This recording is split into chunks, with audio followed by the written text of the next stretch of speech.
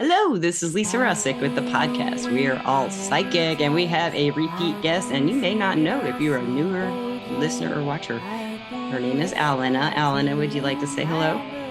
Hello, hello everyone.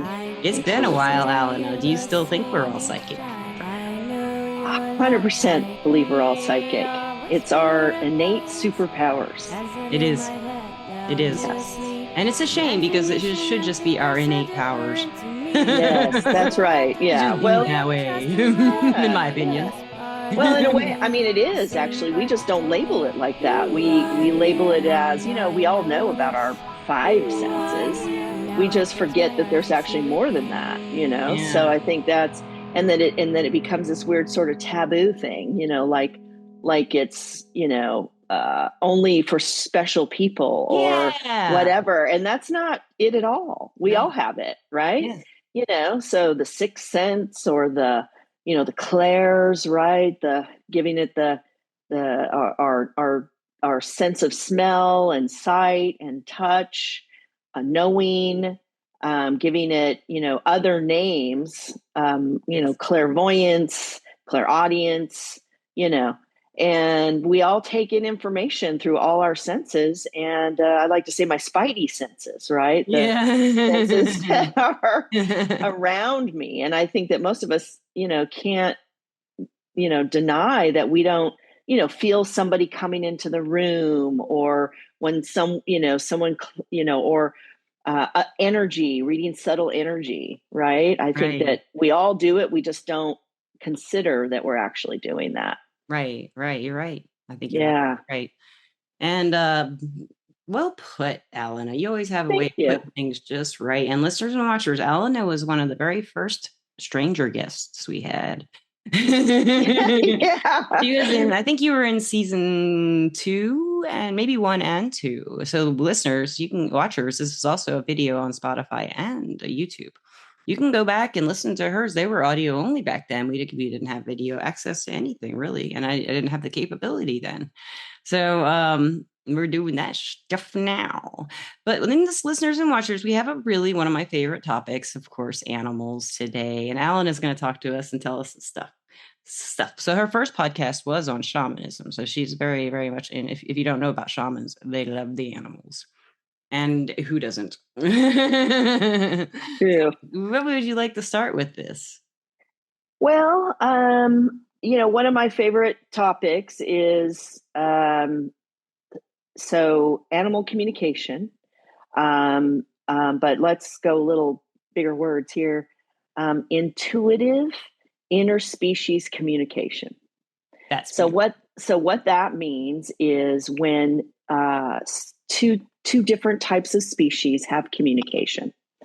So that can be animal to animal, animal to plants, anything that is non-human, and then us interacting with also with the species, anything that's non-human. Yeah. And it's also an innate skill that we all have. We just, kind of take it for granted. Yes. Right? There's plenty of people that will say, oh, yeah, my cat told me, I or say I, that. right? Yeah. Or I talk to my cat every day, or however, and then, but yet then in the same sentence, they'll say, I don't believe in, like what I'm talking about, Yeah, my cat knows exactly what I mean. I know what my cat means, but psychic, Yeah. we're just special. That's right. Yeah.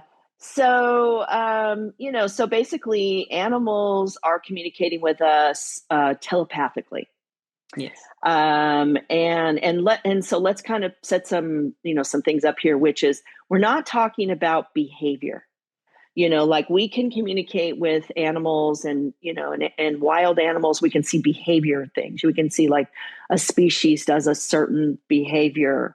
And that's not really what I'm talking about. What I'm talking about is telepathic communication with an animal or a non-human species. So that would be like, again, like trees, Like, I don't know about you, Lisa, Oh but yeah. I I'll connect hug a with tree. trees. Oh man, Yes. the first time I hugged a tree, like I was drinking some champagne or something. And I just was, this is in Phoenix when I was like 28 or something. I was like, I've got to go hug a tree. And there was a big palm tree outside my apartment. So I went out there and I hugged this tree and I felt just like and I connected to it empathically, and I felt this woo jolt of just green energy is what I would guess is the best way to put it, is like Yeah. really powerful, like heightened. I would say more like yellow if there's a color to it, just like a lot of Yeah. just growth, green, yellow, enthusiasm, and vitality. Mainly, this really big surge of vitality and positivity. Yeah. Yeah. You That's know, amazing. That's yeah, amazing.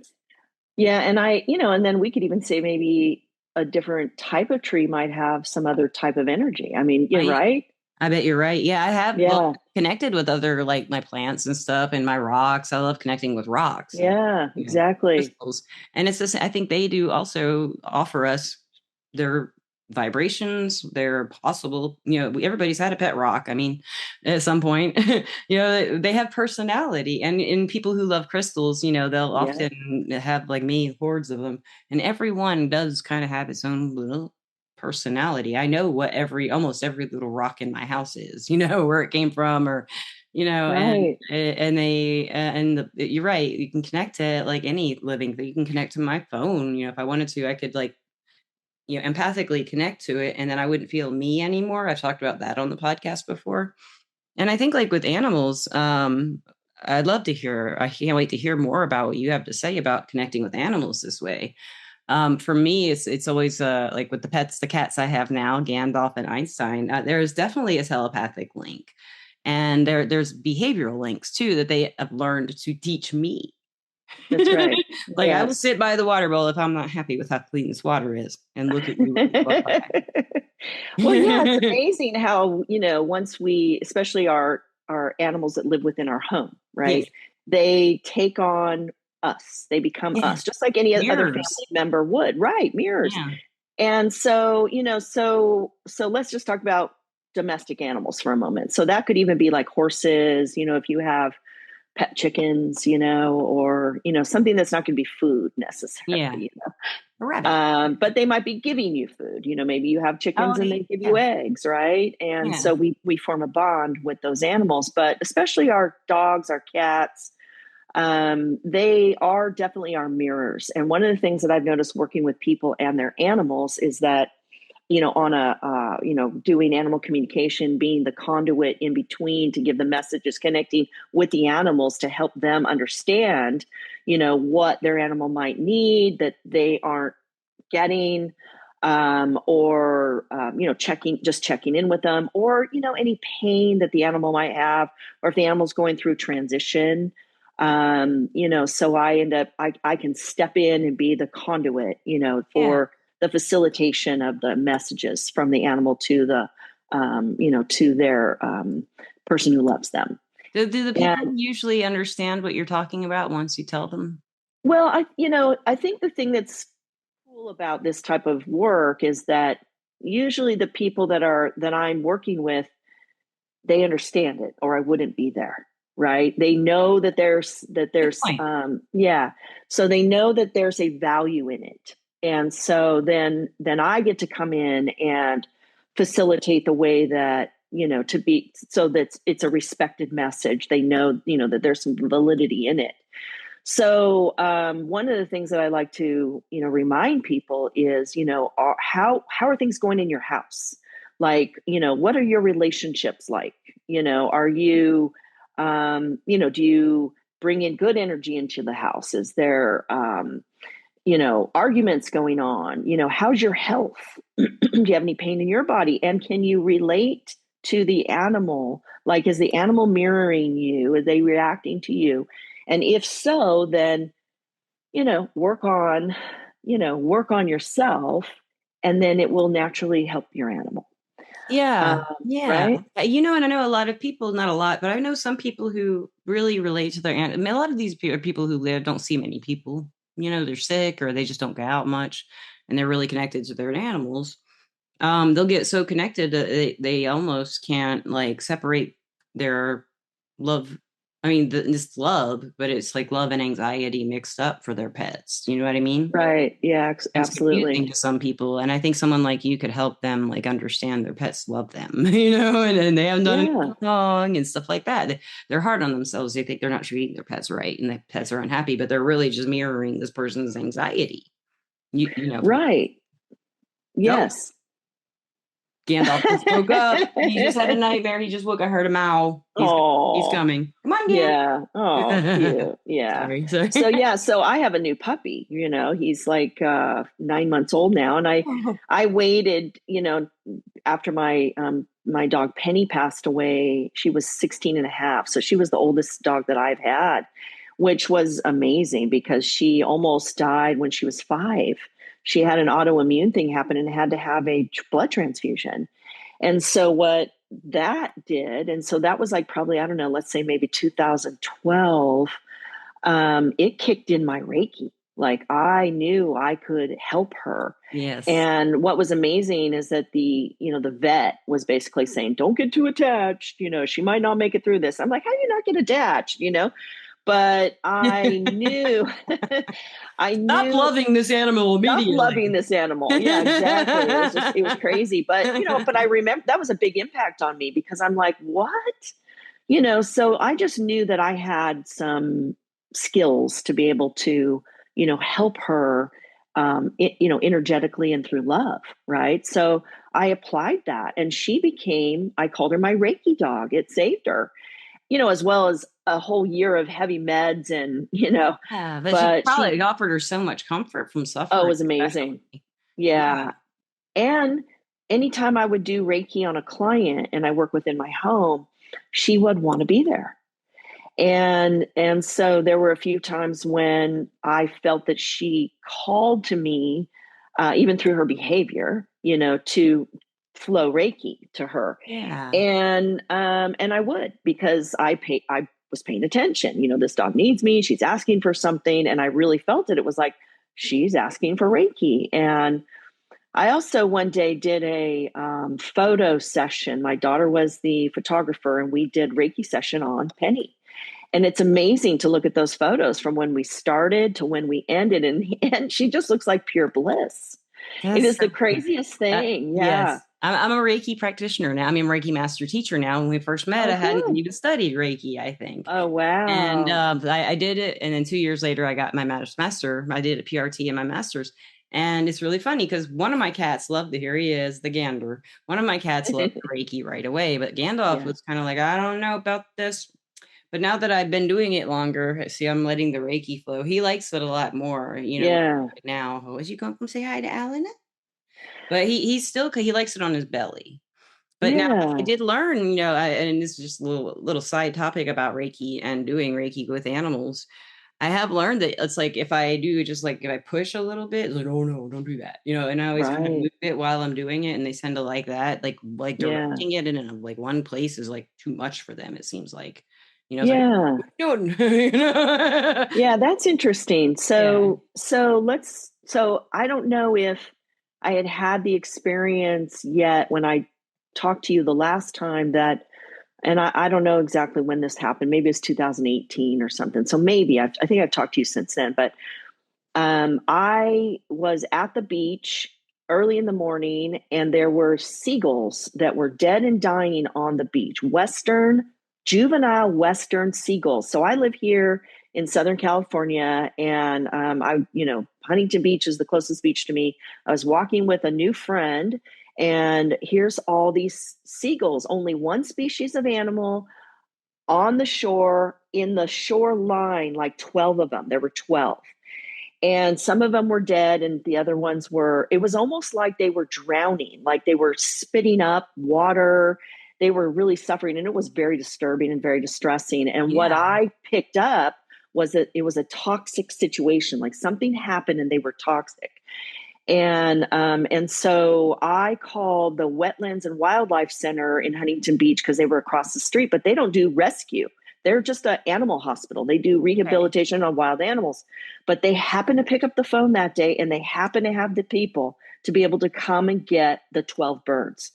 Wow. So I had to leave. I told them where they needed to go. The lifeguards assisted them. And then later in the day, I got a phone call from the manager at the time. Her name was Lisa. And she called me and thanked me for calling, told me, hey, no one ever picks up that phone. We're not a rescue, but we picked these animals up. And they were all dead except for four of them. One died overnight, there were three that didn't. One almost like nothing happened. One was two-eyed blind, and the other one was one-eyed blind. I mean, to where their eyeball collapsed and was like white and collapsed. And so I told her that I had flowed Reiki to them on the beach, and she was like, "Well, wait." She's like, "I've been studying alternative, healing methods for animals, and Reiki is one of them. I'd love to meet you." So I went in the next day because I'm like, yay, for just the fact Yeah. that she understood this, and it was like this That open is door to so go cool. into. Yeah. And so I was able to go in, meet her. She was amazingly professional and just a great person. And so I had, I believe, 5 opportunities where I went in and I was able to go through the animal hospital and do Reiki. And my Reiki, maybe it's the same for you, but I get information. Like I get so I much do. information, right? Because you would. Yeah. And so what I do when I do Reiki is that I speak what I'm speaking. And so I had my daughter go with me to take notes. So I didn't have any reference to these animals. I just started flowing the Reiki and I get the information. And, the thing about wild animals, especially, is they're wild animals, so I'm just holding the space, flowing the Reiki, and animals like humans can not accept it. Yeah, Like, because that's how right? my cat was. He was like, "What's this?" And he didn't Yeah, want to do it for a while. Yeah, it right. took him about like three years until I was a Yeah, master teacher. He didn't want it even until a year later. And now he'll like, right. yeah, So he you loves honor it. that, Yeah, right? like You if I'm honor doing that. Reiki, he'll come up and like join me to It's myself. pretty amazing. Yeah, Yeah. yeah, yeah. So by taking the notes, which was very cool, I created, I think I had 5 times, like I said. So I have 5 days of notes on different types. These were mostly birds. Okay. Um, but I even had some that were just like, yeah, no, I had a bird that was actually hiding from me, and I'm Yeah. going to honor that. I'm not going to flow Reiki Yeah, to of that course. bird. I had, Yeah. there was another one who was like kind of pushed the other ones out of the way. It was some sort of duck, and he's like, no, me first. And then Of he course it told, was a duck. and what was very cool about being in that space was, He knew you weren't a quack. I got to, right, quack quack.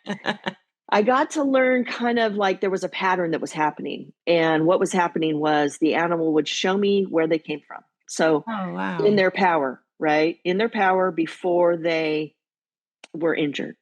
And then how they got injured. And then it was like either they knew where they were or they didn't, or they were confused, or they and then of course everyone, they're all individuals, right? Yeah. Just like we are.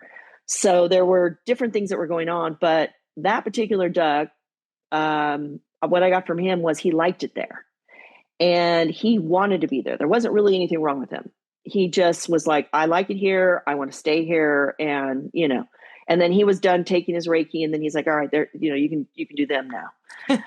Well, then when I went to turn my notes in and I checked in with Lisa, she said, hey, check on number, whatever the ducks, who he was. And they said, he's a self check in. He had self checked himself in 3 times, at least two He's times. coming for the Reiki. He came in because he knew it was good there. He's going to get fed. He was going to have Yeah. shelter. It was the good life. It was like being in a hotel, right? Yeah. So I thought that was amazing, a self check-in. That's And that's great. pretty much what he told me. So anyway, there's a lot with that story, but it ended up that those seagulls were toxic from a first case of human botulism out in the ocean. And there was a whole group of them, juveniles, they were all the same age, Western gulls, and they all ate it. And then they became sick at sea, and then they got washed up. And so what I witnessed was they had swallowed water, and they were, basically they were they died from being toxic for botulism. Um, the one with the two-eyed blind did not serve. He had to be euthanized. He was not going to Yeah, heal. a bird with no eyes. Yeah, Yeah, a wild one animal. was right. One was fine. He got released, and then the one with the one eye, miraculously, the eye healed What? after the Reiki session, the first Reiki. So it would be his second Reiki session. That is so. And it was amazing. And again, we've got witnesses. We've got it was insane. So I got to be present with those two birds being released back out of the 12, which was just incredible. That's great. So then we had the pandemic that hit after that, and then Lisa, she ended up doing a completely different career. She was a wildlife biologist, and so she now is a Reiki master and Of course she is. animal Reiki, Yeah, and just amazing. that's So great. I love that story. But what I learned a lot, about the way that I communicate with animals and how animals communicate with Yeah, tell me. us what's it And like for you. What is your experience when you communicate with them? What do you feel like? so Is it clairsentience? I mean, claircognizance, where you just kind of know, or do I actually you? get almost everything, to be honest. Like all my senses are engaged, my spidey senses, right? So depending upon what the animal's trying to communicate, and then, as you may know, I think what happens with each individual person who is a psychic or a medium, or are opened up, and our senses are opened up, there, it's almost like our dictionary, our knowledge bank is being used by their knowledge bank. Oh, There's a woman, yeah. that does animal communication. Her name is Kara Gibbons. Gubbins, and she believes that the animals, I believe animals are highly intelligent, Oh, yeah. and she believes that they tap into our knowledge bank. That's how they communicate with us. I also had another animal communication teacher that believes the same thing, That's that great. they have access to us because they've got all of the Yeah. senses going on. Yeah. So I get information, I get colors, smells, visuals, a lot of visual. Like there was a goose there in that hospital, that a big Canadian goose that collided with something. So he broke his clavicle, his collarbone, and he told me, I'm grounded. This is, so I got to see him in his power flying, doing a migration pattern, and then collided with something, and then broke his clavicle, and he said, I'm grounded. So when I say he said, I'm actually getting is the information from the animal. There's no voice necessarily that's saying Yeah. that I'm grounded, but I'm hearing this from the animal. And It's so, not like, like a voice. It's not like, it's just like you get it. It's like I get it. the Yeah. information's just there, right? Yes. That's how I Right. get it too. Yeah. Yeah. And then also seeing him, seeing Yeah. this goose flying, and being with him in the, Yes. and then, he wasn't confused. He knew exactly where he was at, that he was getting help, right? He was getting help. But I connected with some other ones that were confused. They Yeah. were, and because they're wild animals. Yeah. And to be honest, some of the things of working in that type of environment is they don't want you to have contact with the animals. No. That it confuses them, because But wild animals are different than our domestic animals, they are. when we communicate with them. Yeah. So it's not all feely, touchy, good, whatever. It's something very A lot of different. fear from them towards us. That's right. And around Because, wild animals that I like, rabbits and chipmunks and moles, mice. right. They're scared of us. I mean, and bees. I mean, yeah, the wasp might dive bomb us, but it's scared of us. You Right. know? Well, we're a predator. We're a Yeah. predator. So it's that We're predator the and apex prey. predator. That's right. That's Planet, really. exactly right. We're Yes. scary. We are scary, and then there are the We ones that are. are, like the squirrels in my backyard. They're actually, I don't know if you want to even call them, I mean, they're wild animals, but, Yes. so many people around here like feed them, Yeah. and to be honest, They get pretty domesticated squirrels. I remember going to they the Grand absolutely Canyon. can. Yeah, at the Grand Canyon when I was like 17 or 18 or something. I remember going there and the squirrels would just come on up waiting for the nuts because Oh, yeah. they gave you that you could buy nuts to feed or what, and they didn't Yeah. give them bread, but they were Right. like give them nuts, and they'd all come line up and you could just hand it to Right. it. Yes. Now you mentioned a really important thing that I think people really need to pay attention to, which is do not ever feed bread to wild animals. That's If right. you feed bread to ducks, which most people do, they think bread, no, Right. no, no, no, no, no. What happens is there's a thing called angel wings that happens to them. So it does something to their wings to where they flip up and they cannot fly anymore.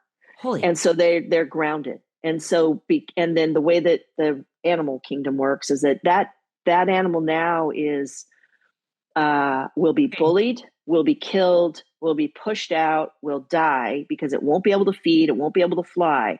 And so, everybody thinks, oh, I'm going to go feed the squirrels. I'm going to go feed the animals. Even your backyard feeders, like for hummingbirds, are super dangerous, because there's a bacteria that grows in those if they're not properly cleaned. And also people put in red dye, so that these are bad, bad, bad. We're not meant to feed wild animals. They would not be where they are if there wasn't food. Yeah. So that's a tough one for me. Like when I go to our big park that we have here and I see people come with their nuts and their whatever and their breads, and it's like it takes everything I have to not be, the forest ranger, or the park ranger. Right. But I'm not. I'm a park participant, Yeah.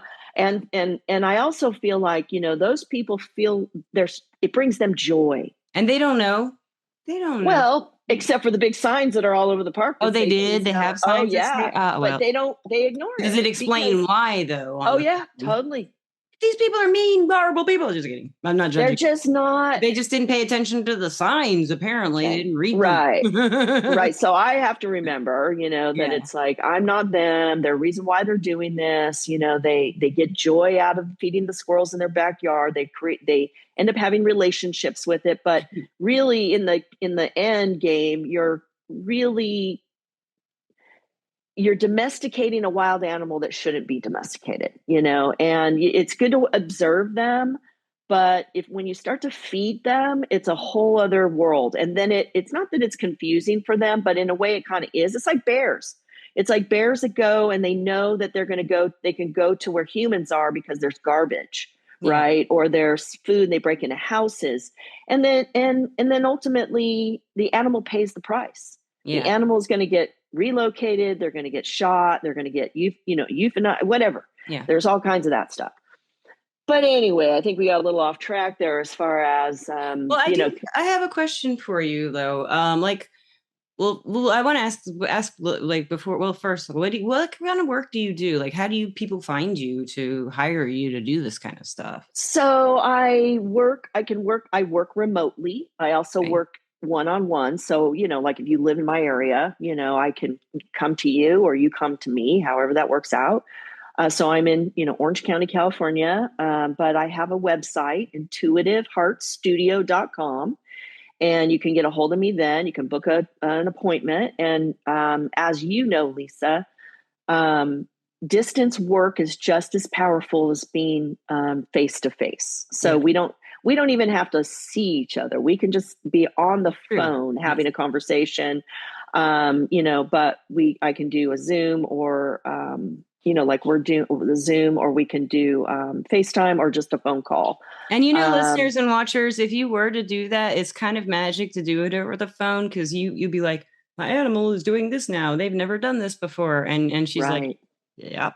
Yeah. You can validate it that way with her saying she's doing this. And then you'll be able to, even if you're not looking at each other, if you still want that validation of when it's going on, you can do it over the phone. Or you could just set a time and you'll see your animal react, Just like if they did it to me, like if we set a time for you to send me Reiki at let's say 4 o'clock today, we're gonna do that. I would probably, I'd feel it come in, even Yeah. without having. Well, I had to accept Reiki a few times before I really felt it more strongly and more strongly. Yes.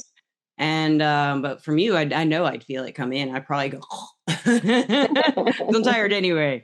But I want to thank you so. I mean, I could pick your mind. I'd love for you to come back and talk more about this if you want to, and like talk about the actual, maybe teach the listeners some ways that they can start listening to their animals. And that's like something I'd love to ask you for advice on. But first, I want to thank our sponsor, Everclear. Everclear is an advice app and website where you can get advice from psychics and empaths so you can get the clarity you need to create the life you deserve. And I'm a advisor. I'm an advisor on Everclear under the name Lisa Russick. And Allana, the advice I would love is how can you like tell people how to listen to their animals without talking? Well, I think the number one thing is that, be mindful of your own energy. Sit Oh, in it, right? And sit in, you know, meditative state, which just is silent within yourself and grounding yourself. So that can be anywhere, whether you're in your home or you're outside, but being mindful of the energy space that you're in. Because if you are anxious or if you are angry or if you're, whatever it is, you're not going to hear anything, so right. calming yourself. Even, a lot of us like to sit with our animals, right? So they're in your lap or they're Yeah. at your feet So I've got or this they're, one right here. you know Yeah, so go. take the time to just be present, be completely present. You don't have to get too crazy about meditation. Just silence your mind, silence your thoughts, be in the now. You don't even have to be touching your animal to, have a Um, conversation or to do Connect to Reiki. that heart or just connect to the animal's heart. Just think about how That's much you right. love that animal and That's you'll right. feel it, that connection. Yeah. That's right. And as far as connecting, absolutely, it's a heart to heart, mind to mind, energy to Yeah. energy communication. So just paying attention to that and then listening to your heartbeat. And, you can ask questions. Yes, You you can. can. And then just be patient and listen. And some of And the answers are pretty funny. You're like, oh, from a they cat are. point of view, I can see that, you That's right. know? Yeah. And then pay attention to your own way of receiving. So Yes. that would be, Yes. like, am I getting, Are you uh, expecting? words, like we said? Don't try not to have expectations, like don't Yes. put any expectations on it. That's why I was saying about being, Be different for just everybody. open and being in the now, right? It would be different for everybody. And if you don't know how you receive information, I think you can even listen to your own language and how you, if you say, oh, I see, oh, I hear you, So or, that might be what your sense is. yeah, Oh, yes, I always say, I hear you because that's a Southern term, but yeah, I hear you. I do hear, I don't have auditory, I don't have clairvoyance very often. It's more claircognizance and the clairvoyance. But yeah, that is so funny. I do say, I hear you. So, yeah, but yeah. it's So kind of that like might my be soul hears your soul. right, right. So just pay attention to, like you might even journal some of that, Yeah, that's a good like if I'm idea. sitting with my animal, what am I getting? How do I feel? How are they responding? Yeah. What's going on around us, and then, after a while, look at what your entries are, and that gives you a little bit more information about, what they're trying to communicate with you. And to be honest, don't overcomplicate it. It's like Right. pretty simple communication. Yes. You just have to be, aware of what's It's happening in the possible and moment. it is If happening. Yes. that's right. Yeah. And believe It it, is. Yes. believe It it. is Something that happening. it is happening. Yeah, absolutely. So, and I just want to throw one more thing in there really quickly. So a few years ago in 19, oh my God, 1992. 19, yeah, 2022 and 2023, the University of Regina in Saskatchewan, British Columbia, okay, They had a multi-species research symposium those 2 years. And it was because they were studying intuitive interspecies communication with non-human, they were calling it more than human species. Okay, so plants, I love animals, that. and then bringing in the Native Americans into this because they've always done this. Always. And so I got to be in both of those symposiums. The first year, there were under 100 attendees, and it was people that were doing animal communication and people that were just interested in it. And we were basically the people that they were studying. So, Yeah. how do people communicate, and why is this helpful? What would a world look like if we were able to actually give the no voice a voice? Yeah. Have them sit at the table, when decisions are being made about them, to give the no voice a voice. So the second year that they did this, there were over 700 attendees. So Wow. from the first year being under 100 to the next year being over 700. So they don't have it anymore because it got to be just crazy. And it is a university and they are taking this seriously. But we had people from all over the world and people that had animal sanctuaries, people that were veterinarians, people that were all specialties, and then very I'm going to say well-known, famous animal communicators that were in this as well, because we all know the value and what the world might look like It's if so we actually took the time to learn and slow ourselves down, have respect again for nature, and what would the world look like if we actually paid attention? what would it look like? I bet it'd be beautiful. And I bet it'd be a lot more happy pets in the world. Not that they're miserable, but they can feel your sadness, listener, and they're going to take it away if you let them, and they'll heal you and themselves at the same time. They can do that with their Yes. energy and their emotions and love for you. And that, from what I can tell about like domesticated animals, they're just full of unconditional love.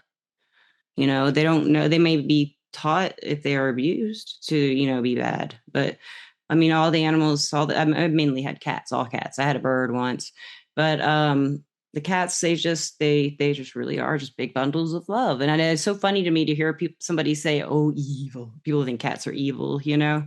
And I'm like, no, they're not. And they're like, they do that blinking thing, like they're gonna kill you. No, that's love eyes. That's love Yeah. eyes. Yeah. Saying, I love you. I love you. And you're like, That's no, it's right. not. No, I'm not. No. So this is my advice to the cat haters out there. Those are love eyes. Blink back at them, and they'll love you even more. That's And right. Allana, thank you so much for coming Thank back, and you. please come back for more. Yes. And any last words for the listeners? Mindful of your energy and go outside. I'm gonna do Um, that. you There's a know, pool, and then I'm gonna go over that way and eat some hot dogs. yeah. So pay attention, I'm gonna pay listen to the attention. birds in the morning, Yes. and listen because birds migrate. So there's different birds. It's They come amazing. different I do times of it. the I keep my year. windows open and do that. I love listening to the birds. Yeah. Oh, Yeah. Alana, we could just go. We could I just. know we could. I was just Yeah. going. Well, we haven't talked in a while, so. But oh my gosh, that's why you have to come back. Thank Okay, you so great. All much, right. Thank you, Lisa. and listeners and watchers, I love you. And Alana, do you love the listeners and watchers? I love the listeners, and I would love to help anybody who is interested in this type of work, whether it's learning or how I can help your animals. So And thank she you. I means it. appreciate that. I do. Thank you, and thank you, listeners and watchers. Have a great time, afternoon, morning, wherever you may be, and peace out. Bye. Okay. Bye bye.